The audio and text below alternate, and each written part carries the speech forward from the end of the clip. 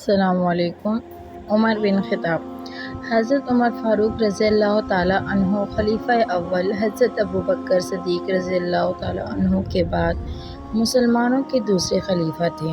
ان کے دور میں اسلامی مملکت 28 لاکھ مربع میل کے رقبے پر پھیل گئی۔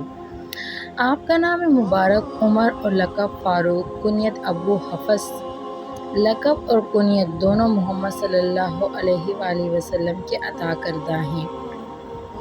آپ رضی اللہ تعالیٰ عنہ کا نسب نویں پشت میں رسول اکرم صلی اللہ علیہ وآلہ وسلم سے جا ملتا ہے۔ آپ صلی اللہ علیہ وآلہ وسلم کی نویں پشت میں کعب کے دو بیٹے تھے، مروہ اور عدہ۔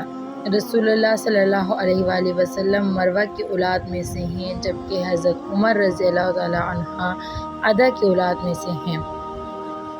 آپ رضی اللہ تعالیٰ عنہ مکہ میں پیدا ہوئے اور ان چند لوگوں میں سے تھے جو پڑھ لکھ سکتے تھے۔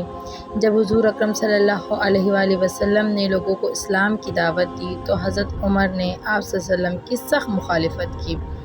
آپ صلی اللہ علیہ وآلہ وسلم کی دعا سے حضرت عمر نے اسلام قبول کیا، اس لیے آپ کو مراد رسول بھی کہا جاتا ہے۔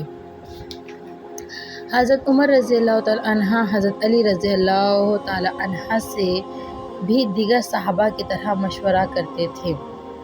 ایک غلام ابو لؤلؤ فیروزہ نے آپ کو فجر کی نماز میں مسجد نبوی میں خنجر سے حملہ کیا اور 3 جگہ وار کیے۔ آپ ان زخموں کے تاب نہ لا سکے اور دنیائے فانی سے کوچ کر گئے۔ آپ کے بعد اتفاق رائے سے حضرت عثمان رضی اللہ تعالیٰ عنہ کو امیر المومنین منتخب کیا گیا۔